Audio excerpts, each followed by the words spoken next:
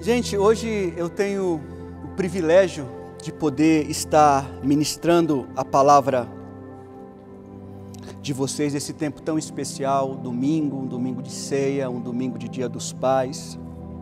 No domingo passado, em nossos cômodos, Ipiranga, São Bernardo, Colorado, Santos e também online, nós trabalhamos o tema A Humanidade Verá.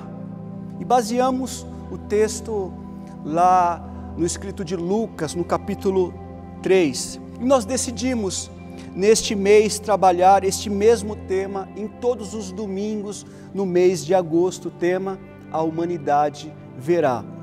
E olhando para este tema, eu lembrei de uma obra de Platão, uma história alegórica chamada Mito da Caverna. É uma história muito conhecida.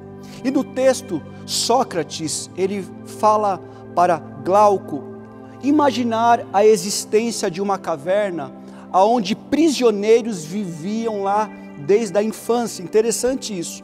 Esses prisioneiros estavam com as mãos amarradas em uma parede e a única coisa que eles avistavam era a sua própria sombra projetada. E essa sombra era projetada devido a uma fogueira que existia dentro dessa caverna. Só que interessante que um dos prisioneiros, ele se liberta. E ao encontrar a saída da caverna, ele toma um susto ao deparar-se com o mundo exterior. Interessante aqui que a história diz que a luz, a princípio, ofusca a sua visão. A luz, a princípio, ela é desconfortável. Só que aos poucos, interessante isso, a sua visão acostuma-se com a luz e ele começa a perceber a infinidade do mundo que existe fora da caverna. Não só isso, ele percebe que aquelas sombras que estavam sendo projetadas dentro da caverna, que ele julgava ser a realidade, na verdade são cópias imperfeitas de uma pequena parcela da realidade. Ou seja, a luz de fora da caverna trouxe a verdadeira realidade dele e de seu mundo. Gente, e para mim, isso faz todo sentido com o tema e com aquilo que nós iremos trabalhar aqui neste dia. Mas permita-me, antes de ler a perícope de hoje, o texto de hoje, levantar aqui uma provocação justamente oposta ao tema. Por que a humanidade não vê? O que precisa acontecer para que possamos realmente enxergar? E eu quero que você fique com essas perguntas aí no teu coração durante o sermão. Vamos ao texto. Marcos capítulo 4, do 21 ao 23. Acompanhe comigo, por favor. Ele lhes disse: quem traz uma candeia para ser colocada debaixo de uma vasilha ou de uma cama? Acaso não a coloca num lugar apropriado? Porque não há nada oculto senão para ser revelado, e nada escondido senão para ser trazido à luz. Se alguém tem ouvidos para ouvir, ouça.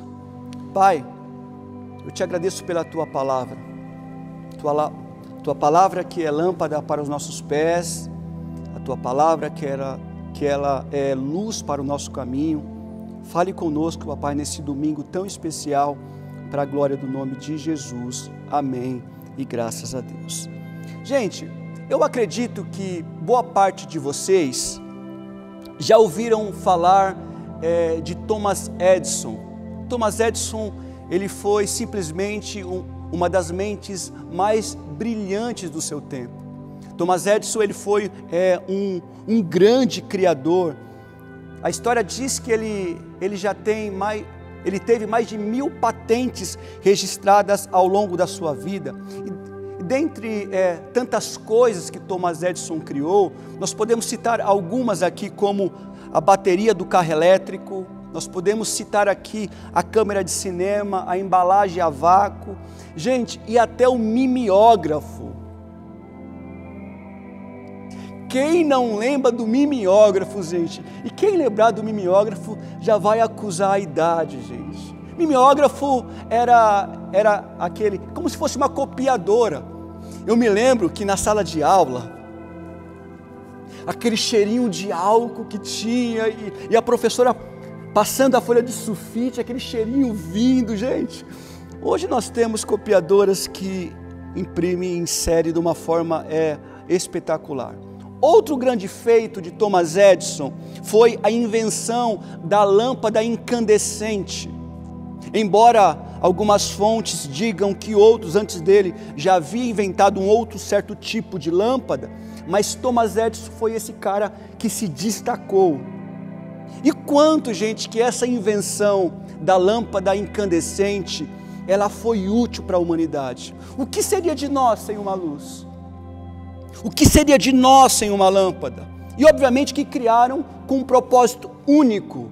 A luz, ela precisa fornecer, ela precisa ser vista, a luz precisa brilhar, a luz, ela precisa iluminar.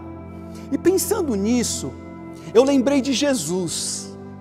Jesus lá em João capítulo 8, versículo 12, ele diz assim, ó, eu sou a luz do mundo.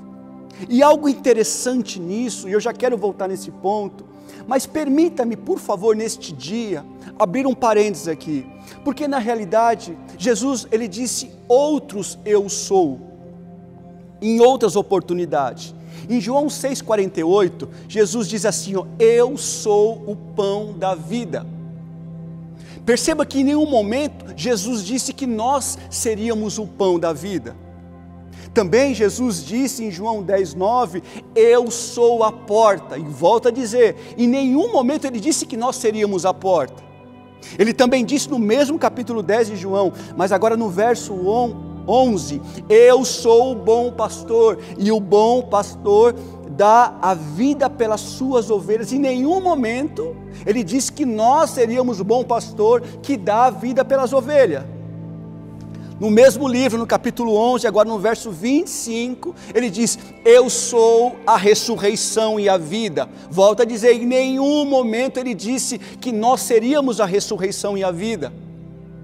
Em João 14,6, ele diz, eu sou o caminho, a verdade e a vida. Ninguém vem ao Pai senão por mim. Mas em nenhum momento ele disse que nós seríamos o caminho, a verdade e a vida. E para finalizar, em João 15,1 ele diz, eu sou a videira verdadeira. Volta a dizer, em nenhum momento ele disse que nós seríamos a videira verdadeira. Agora, se nós voltarmos para o primeiro eu sou que eu citei, que nós citamos, ele já ora de uma maneira diferente.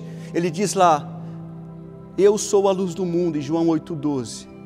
Isso revela a identidade de Jesus para nós. E ele reforça novamente a sua identidade em João 9,5, dizendo, enquanto estou no mundo, olha interessante isso, eu sou a luz do mundo.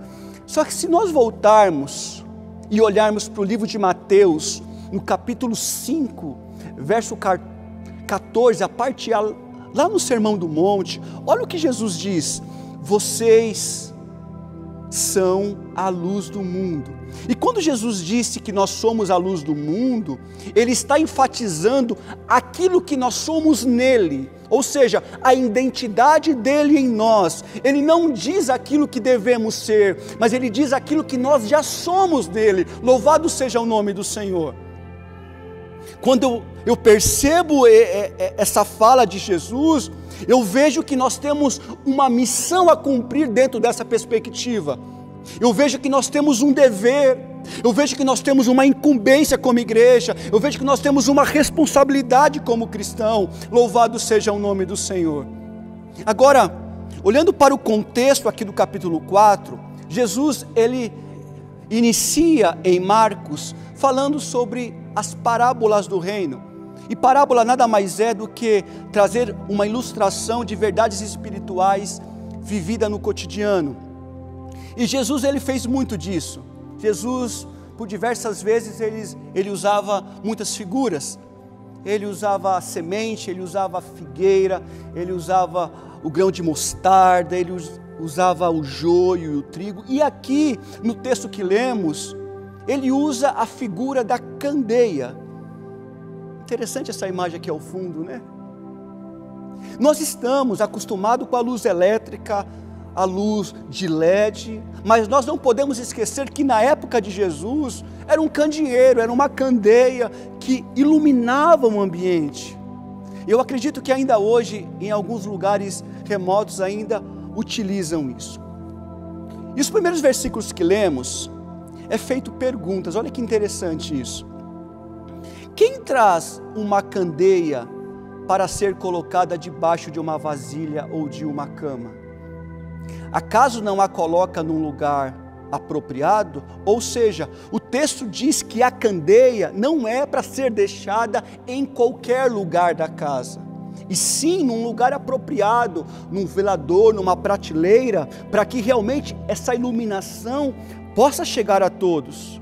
Eu entendo com isso que ela não poderia ficar oculta, e sim num lugar para ser revelada. É isso que o texto está nos ensinando, é posicionar essa luz, essa candeia de uma forma estratégica para iluminar de uma forma eficaz toda a casa. Gente, eu acredito que você já esteve numa situação assim. Como é difícil chegar em casa e ver que não tem energia. Isso deve ser horrível. A gente chega em casa, a gente bate o pé no móvel, a gente não consegue ver aonde. Isso é horrível, gente. Não tem como permanecer num ambiente sem luz. Se a gente permanece, a gente vai viver simplesmente em escuridão. Um outro exemplo, quem pega a estrada, quem gosta de pegar a estrada, e às vezes a gente pega a estrada para ir em um lugar remoto, um lugar longe, alguns interiores aí que tem pouca luz. Gente, é um perigo muito grande nós errarmos um caminho, é um perigo de nós atropelarmos um animal, é um perigo de nós não vermos um buraco na pista simplesmente pela falta de iluminação. O texto continua dizendo assim, porque não há nada oculto senão para ser revelado, e nada escondido senão para ser trazido à luz. Se alguém tem ouvidos para ouvir, ouça. Interessante que esses mesmos versos que li agora, eu li na Bíblia a mensagem. Olha que interessante, acompanhe comigo aqui.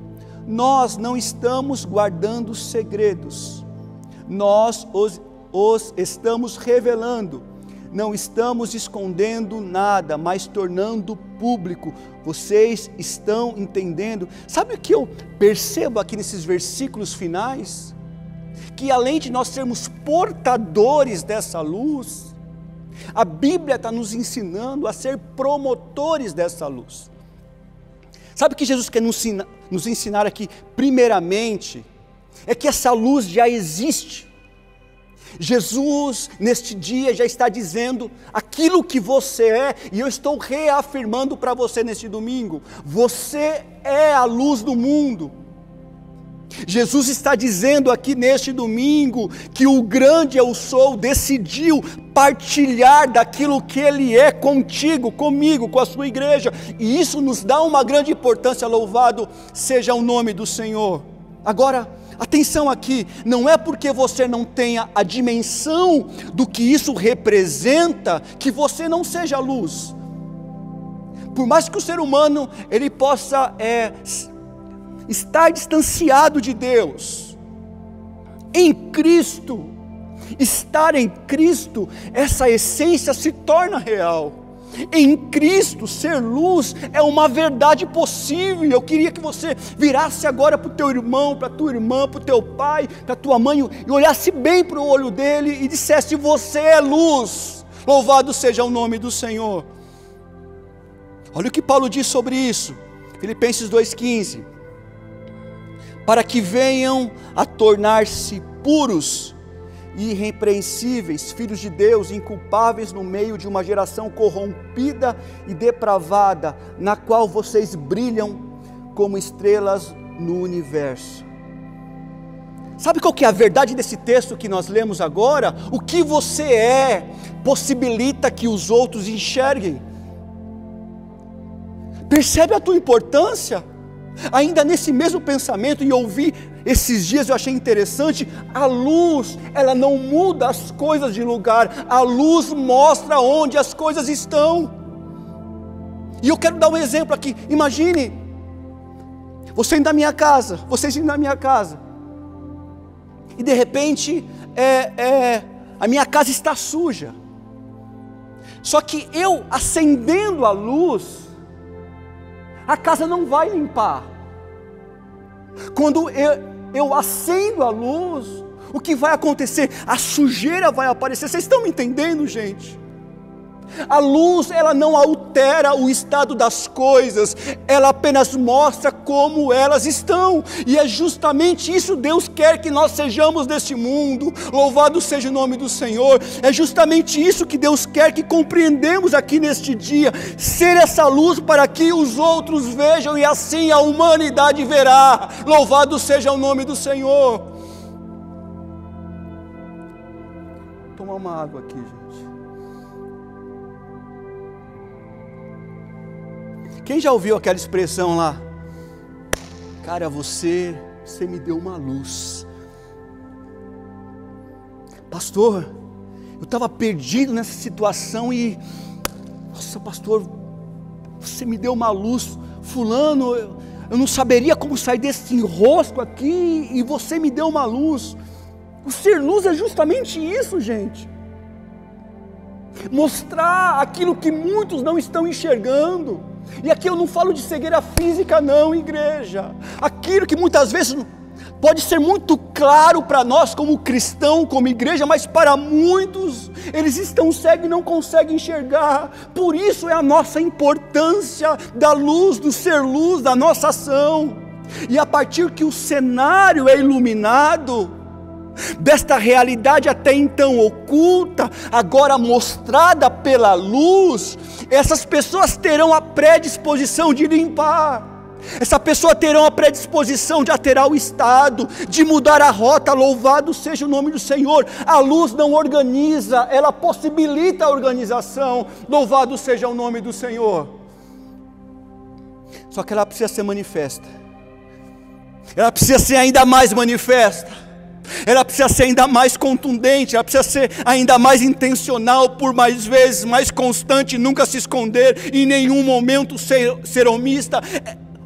É essa a palavra de Deus para nós aqui neste dia. Nós precisamos resplandecer no mundo em trevas. Precisamos aprender que a candeia colocada em um lugar inapropriado, ela não surtirá efeito. Me diga uma coisa, se não é estupidez eu colocar um candeeiro, uma candeia dentro de uma vasilha? Porque essa é a pergunta do texto: que efeito terá uma lâmpada debaixo de uma vasilha? Para que ser luz se eu estou me escondendo? Para que ser luz se ninguém me vê? Para que ser luz se eu não estou trazendo benefício para ninguém? Outro ponto interessante da candeia colocada num lugar inapropriado é aquilo que o texto diz. Pode colocar uma candeia debaixo da cama? Candeia debaixo da cama é estrago, é destruição, é desordem. Só lembrando que as camas da Palestina, boa parte delas eram de palha. Então imagine você colocar uma lamparina dessa pegando fogo debaixo de uma cama de palha. Destruição, simplesmente por estar no lugar errado. Eu quero que vocês entendam aqui neste dia o tamanho da importância para Deus e para o mundo, aquilo que a igreja é, porque o próprio Deus, desde o princípio, Ele nos ensinou a necessidade da luz. Essa luz que simplesmente dissipa as trevas. A Bíblia diz que a terra ela era sem forma e vazia, e havia trevas, e havia escuridão sobre a face do abismo. Só que Deus não está contente com a realidade a qual Ele olha o mundo e vê. Desde o princípio Ele manifesta essa vontade dEle. O que Ele diz? Haja luz e houve luz, e Deus disse que a luz era boa, e houve separação entre luz e trevas. A questão aqui, gente, é que existem muitas pessoas que tropeçam no caminhar da vida por não conhecerem a luz. Ou também há pessoas que não querem a luz. Muita gente não se abre para a luz, não permite que a luz entre, porque tem medo de mudar as coisas do lugar. Muitas pessoas não permitem que a luz entre, porque tem medo de assumir a sujeira. Olha esse texto aqui. E o julgamento é este: que a luz veio ao mundo, mas os homens amaram mais as trevas do que a luz, porque as suas obras eram más. Pois todo aquele que pratica o mal odeia a luz e não se aproxima da luz, temendo que as suas obras sejam expostas. Mas quem pratica a verdade vem para a luz, para que se veja claramente que as suas obras são realizadas em Deus. Louvado seja o nome do Senhor. Eu quero que vocês entendam aqui neste dia que eu não estou aqui para te mudar. Não é eu que faço isso, não. Mas o que eu posso fazer neste domingo para a tua vida é mostrar uma luz para este caminho que está obscuro para você. Como aquele farol da Barra lá em Salvador. Quem conhece Salvador sabe que existe um farol lá. Ele serve apenas para iluminar o caminho e mostrar uma direção. Agora, se o comandante da embarcação, que é você, que somos nós, tomar a direção diferente a qual o farol está apontando, é de responsabilidade total de quem está na condução e não do farol.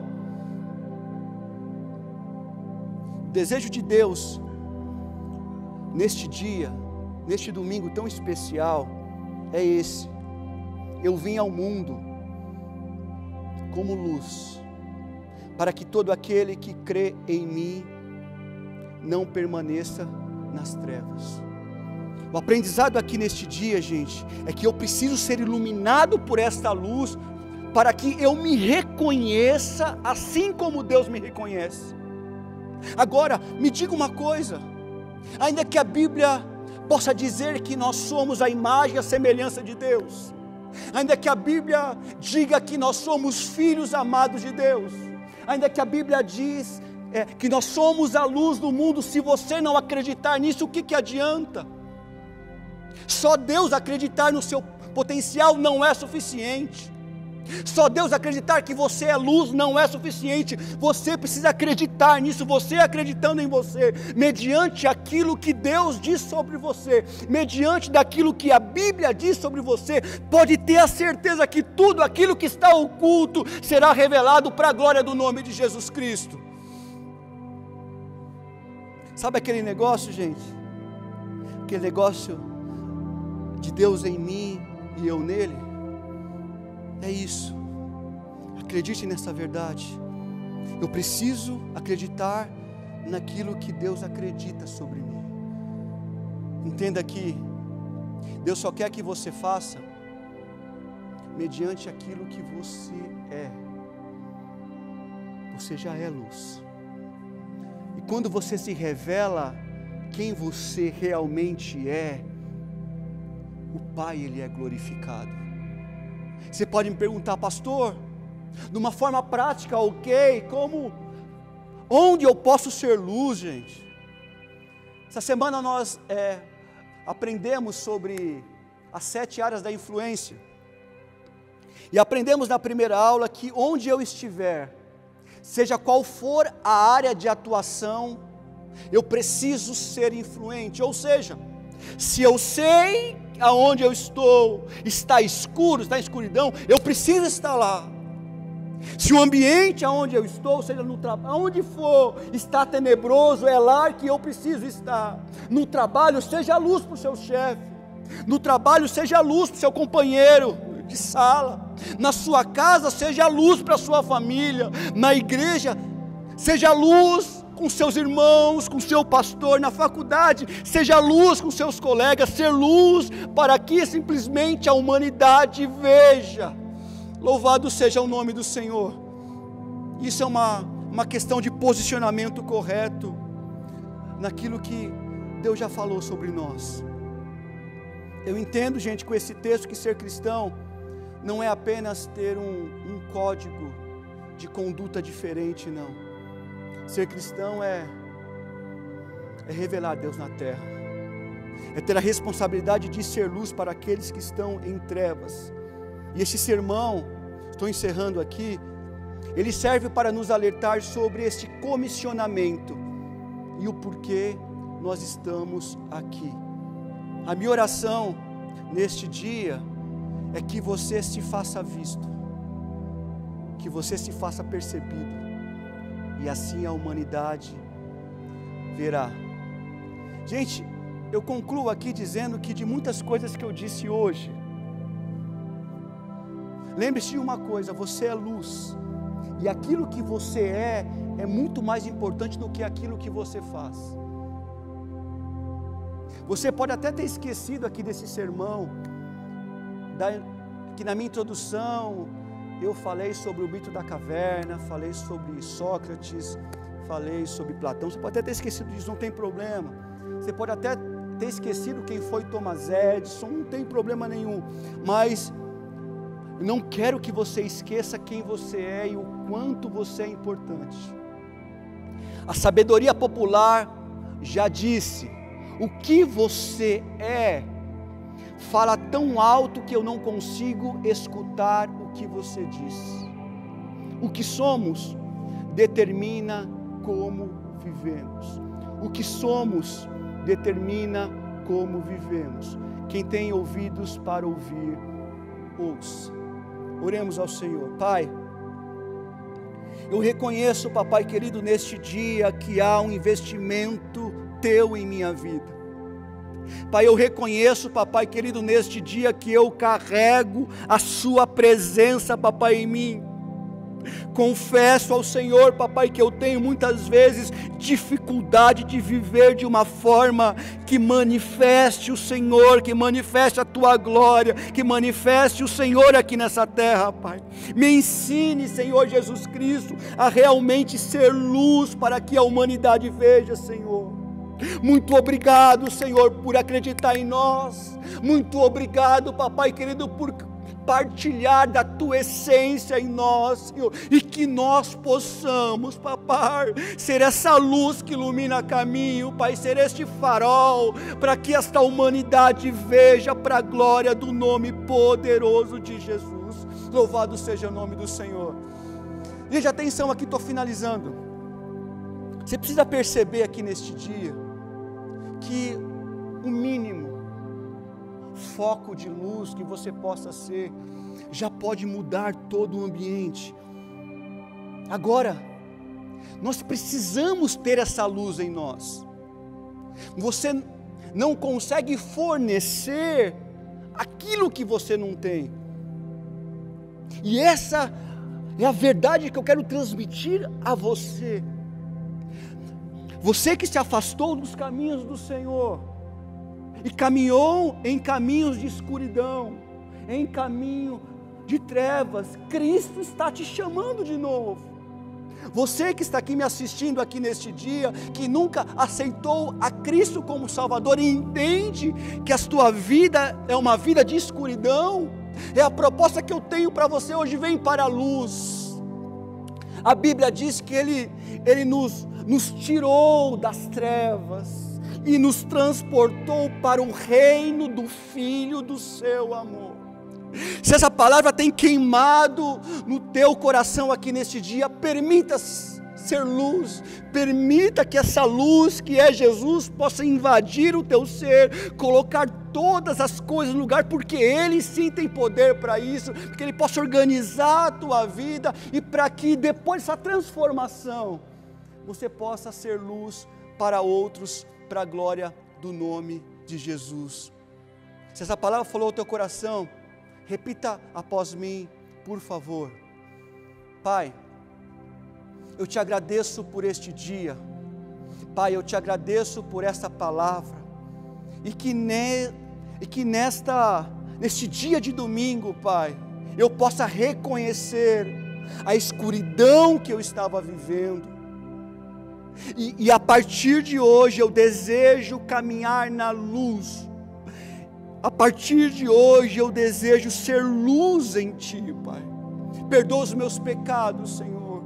Escreva o meu nome no livro da vida, para a glória do nome poderoso de Jesus. Amém, amém e graças a Deus.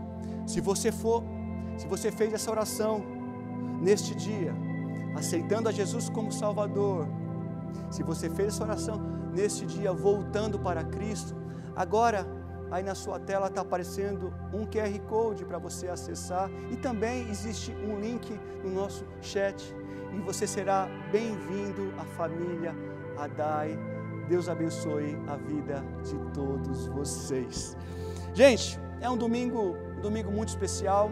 Eu como pastor da Adai, eu quero desejar um restante de semana abençoado para todos vocês, que essa semana seja cheia da presença de Deus, e que aonde você plantar os teus pés, você seja a luz para a glória do nome poderoso de Jesus. Podemos orar ao Senhor?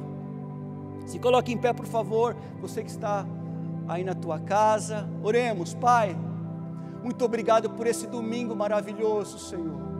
Muito obrigado, papai, pelas canções, papai, que entoamos. Muito obrigado pela oração. Muito obrigado pelos gestos de contribuição dos teus filhos. Muito obrigado pela tua palavra, Senhor. Que nós possamos, neste dia, esconder a tua palavra em nosso coração, para não pecarmos contra ti, Pai. E que esta semana, Pai, nós possamos invadir os becos mais escuros, Pai, e trazer luz para que essa humanidade possa ver, para a glória do nome poderoso de Jesus. Amém e graças a Deus. Se você pode, estenda as vossas mãos, por favor. Que o grande amor de Deus, o Pai, que a graça do nosso Senhor Jesus Cristo, o Filho, e as doces e ricas consolações do Espírito Santo sejam com todos e todos digam amém. Um beijo para todos vocês, Deus abençoe, um bom domingo.